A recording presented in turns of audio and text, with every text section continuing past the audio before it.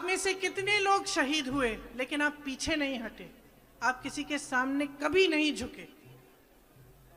यही है आपकी पंजाबियत, आप झुकने वाले नहीं हैं। जब मैं लखीमपुर खेरी गई, जहां पे 6 किसानों को एक क्रूरता से कुचला गया, एक मंत्री के पुत्र ने कुचला, मैं जब उन किसानों के परिवारों में गई, दुख लगा लेकिन गर्व भी हुआ कि ऐसे भी परिवार होते हैं। जो परिवार उजड़ गए थे, कमाने वाला चले गया था, लेकिन महिला वहां खड़ी थी, खुददार थी, झुकती नहीं थी। ऐसे गांव में मैं गई जहां पे उनका एक घर अकेला था, डर था। मुझे बोला, चुपचाप से बोला कि दीदी किसी को हमारे साथ छोड़ दो, क्योंकि क्या पता यहाँ क्या हो जाए। लेकिन झुकी नहीं वो महिलाएं, वो विधवाएं भी नहीं झुकी, अपना सर ऊंचा करके बैठी थी और कह रही थी कि ठीक है, हमारे परिवार का सदस्य, हमारा शौहर शहीद हो गया, कोई बात नहीं, हम लड़ते रहेंगे। ये है पंजाबियत।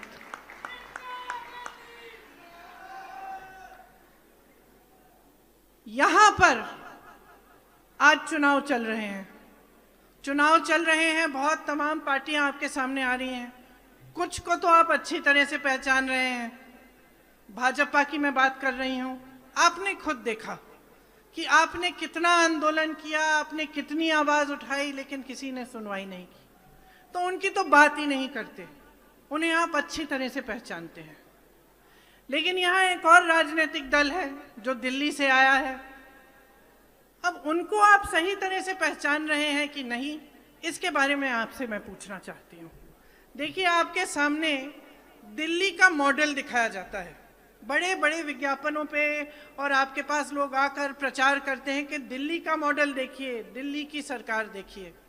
मत भूलिए मेरे भाइयों और बहनों, एक बार पहले एक ऐसे मॉडल का प्रचार हुआ था 2014 में, जब भाजपा की केंद्र में सरकार बनी थी, तो गुजरात मॉडल के आधार पे बनी थी। उसी तरह से जिस तरह आपके सामने आज प्रचार हो रहा है, बड़े बड़े विज्ञापन थे, इतना विकास हुआ है गुजरात में, बिजनेस आसान हो गया है, गरीब नहीं है, सब अमीर हो रहे हैं, सब खुशहाल हैं, किसान खुशहाल हैं, रोजगार ही रोजगार है। और क्या हुआ? वो मॉडल सिर्फ विज्ञापनों में था। आपको एक ऐसी सरकार मिली जिसमें रोजगार घटे, आपको एक ऐसी सरकार मिली जिसने किसानों को कुचल डाला, एक ऐसी सरकार मिली जिसने शिक्षा, सेहत के कोई संस्थान नहीं बनाए। और दिल्ली की असलियत भी अलग नहीं है। जो आम आदमी पार्टी है वो उभरी कहाँ से है? वो उभरी ही आरएसएस से है। आम आदमी पार्टी के नेता खुद कहते हैं कि हम भाजपा से बड़े भाजपा हैं। दिल्ली में सेहत संस्थान, शिक्षा के संस्थान के नाम में कुछ नहीं है। आपको बताया जाता है कि बढ़िया बढ़िया स्कूल बने हैं। जरा आइए दिल्ली आके देखिए क्या बना है, दिल्ली वालों से पूछिए कि कैसे जी रहे हैं। तो आज का जो माहौल है, आज जो आप परिस्थितियां देख रहे हैं, इसमें आपको जो राजनीतिक दल हैं, जो नेता हैं, इनकी असलियत पहचानने की बहुत ही महत्वपूर्ण जरूरत है। जब तक आप असलियत नहीं पहचानेंगे, तब तक आप सही निर्णय नहीं ले सकते। ये सच है कि 5 सालों से हमारी यहाँ सरकार थी। ये सच भी है कि उस सरकार में कुछ खामियां थी, कहीं रास्ते में भटक गए। वो सरकार पंजाब से चलनी बंद हो गई, वो सरकार दिल्ली से चलने लगी, और दिल्ली में भी कांग्रेस पार्टी से नहीं, लेकिन भाजपा और भाजपा की सरकार द्वारा चल रही थी। वो जो छुपी हुई साठगांठ थी, वो आज खुले में आ गई है। इसीलिए हमें वो सरकार बदलनी पड़ी, इसीलिए हमें एक नई राजनीति आपके सामने लानी पड़ी। हम आपकी आवाज सुन रहे थे, हम जान रहे थे कि कुछ गलत हो रहा है। उसको ठीक करने के लिए एक नई राजनीति आपके सामने आई। उस नई राजनीति में आपको एक ऐसे इंसान, एक ऐसे शख्स मिले, चरणजीत सिंह चन्नी जी, जो आप में से उभरे, जो आपकी तरह हैं। एक गरीब परिवार के मुख्यमंत्री, जिन्होंने आपके लिए 100-150 दिनों में ही इतना कुछ कर डाला, क्योंकि वो आपकी समस्याओं कि पंजाब की सरकार पंजाब से चलनी चाहिए। अगर आप आम आदमी की सरकार को देखें, वो सरकार जो आज भी जितने भी आप विज्ञापन देखते हैं उसमें किसका चेहरा दिखता है? केजरीवाल जी का चेहरा दिखता है, एक ही नेता का चेहरा दिखता है। क्यों? क्योंकि अगर सरकार बनेगी यहाँ तो वहां से चलेगी। कोई फर्क नहीं होगा किसी भाजपा की सरकार में और इनमें, ये भी दिल्ली से ही चलाई जाएगी, आपके लिए नहीं चलेगी। आपको बताया जाता है कि बहुत उपलब्धियां हैं इस सरकार की, लेकिन कोविड के समय देखिए क्या हुआ। ऑक्सीजन की कमी थी, अस्पताल भर गए थे, कुछ नहीं, नए अस्पताल, नई स्वास्थ्य सुविधाएं नहीं बनाई, जांचों में घोटाले थे, मृत्यु के आंकड़ों में घोटाले थे। हर तरह से, हर तरफ से जब आप देखें तो वहां की सरकार विफल हुई है। क्या आप ऐसी सरकार अपने पंजाब में भी चाहते हैं? या आप एक ऐसी सरकार चाहते हैं जो अपनी गलतियों को समझते हुए लेकिन एक नई राजनीति को उभारे? आपने देखा है कि मात्र 100-150 दिनों में कितना काम किया गया है।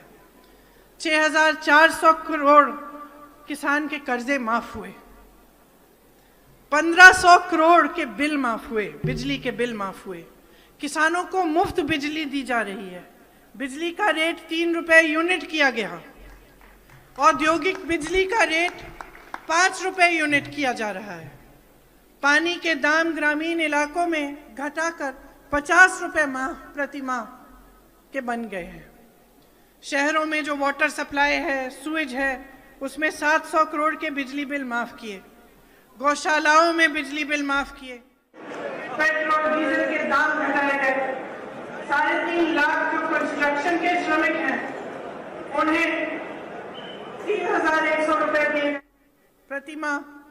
दलित और पिछड़े वर्ग के 60 करोड़ के कर्जे माफ हुए, दलित वर्ग के परिवारों को 200 यूनिट बिजली माफ की गई, रसोईया बहनों का मानदेय 3000 रुपए प्रति माह बढ़ाया गया और 12 महीनों तक वेतन देना शुरू किया है। 33% सरकारी नौकरियों में महिलाओं के लिए ये सरकार आरक्षण देना चाहती है, महिलाओं को बस यात्रा मुफ्त देना चाहती है, पंचायतों में महिलाओं के लिए 50% आरक्षण देना चाहती है जब दोबारा से आएगी। कुछ वादे कर रहे हैं चन्नी जी और उनकी सरकार आपके सामने आकर। ये वादे मैं दोहराना चाहती हूँ क्योंकि आप ध्यान से सुनिए। पहला फैसला ये करना चाहते हैं कि 1 लाख रोजगार बनाए जाएं, महिलाओं को प्रति माह 1100 रुपए दिए जाएं ताकि उनका कुछ सपोर्ट हो, जो गृहस्थ महिलाएं उनको, जरूरतमंद परिवारों को हर साल फ्री में 1 गैस का सिलेंडर नहीं लेकिन 8 गैस के सिलेंडर देना चाहते हैं। सरकारी अस्पताल में 20 लाख तक मुफ्त इलाज करवाएंगे। राज्य रोजगार योजना के तहत पंजाब में के सभी निवासियों को 100 दिन का रोजगार का गारंटी दिया जाएगा। आंगनवाड़ी की बहनों को 10,000 रुपए प्रति माह दिया जाएगा। सरकारी स्कूलों की लड़कियों को स्मार्टफोन और लैपटॉप दिया जाएगा। तो ये सरकार जो इतना सारा कुछ करना चाहती है, ये सिर्फ चुनाव के समय आपको ये कहने के लिए नहीं आए हैं, इनका दिल आपके लिए धड़कता है। उस सच्चाई को पहचानिए। सच्चाई है जो मीडिया और विज्ञापनों में आपको दिखाया जा रहा है वो आपकी असलियत नहीं है। सच्चाई ये है कि चाहे भाजपा की नीतियां हों या दिल्ली में आम आदमी पार्टी की नीतियां हों, इससे पब्लिक की कोई भलाई नहीं हो रही है, इससे आपका विकास नहीं हो रहा है, आप आगे नहीं बढ़ रहे हैं। आप अपने बच्चों को बड़ा करते हैं मेहनत की कमाई से, खून पसीने से। आप किसान हैं, आप मजदूरी करते हैं, आप छोटे छोटे कारोबार खोलते हैं, छोटे बिजनेस हैं आपके। उनकी मदद के लिए एक सरकार चाहिए, एक ऐसी सरकार जो आपके छोटे बिजनेसों को, आपके छोटे दुकानों को मजबूत बनाए। आपने जितने संकट देखे हैं कोविड के समय, लॉकडाउन के समय, बेरोजगारी की वजह से, उनको दूर करने का काम करे। तो हम आपको एक ऐसी सरकार देना चाहते हैं। और मैं आप सबसे आग्रह करना चाहती हूँ कि जब आप वोट करने जाएंगे तो जो आपके नेता हैं, राजनीतिक दल हैं, उनको आप चर्चा कीजिए। आपको एक नई सरकार चाहिए तो एक नई सरकार आपको कांग्रेस में ही मिलेगी। आपको ऐसे नेता मिलेंगे जो दिन रात आपके लिए काम करेंगे, कर रहे हैं। मैं अपने अनुभव से आपको बता सकती हूँ, चन्नी जी का कभी फोन नहीं मिलता। बोलते हैं 3 बजे सुबह आया था मैं, 6 बजे सुबह चले गए। सुबह से शाम तक, सुबह होने तक आपके लिए काम करते रहते हैं कि 3-4 बजे तक आपके लिए काम हो रहा है। उनको एक मौका दीजिए आपके हित के लिए एक सरकार बनाने का, एक मौका दीजिए पंजाब को फिर से मजबूत बनाने का, उस पंजाबियत को जिस पर आप सबका गर्व है, हम सबका गर्व है, उसी को उभार के मजबूत बनाने का। यही मैं आग्रह आपसे करना चाहती हूँ। आपने बहुत ध्यान से मेरी बातें सुनी, इसके लिए आपको बहुत बहुत धन्यवाद। जय हिंद, जय पंजाब और सत श्री अकाल। धन्यवाद।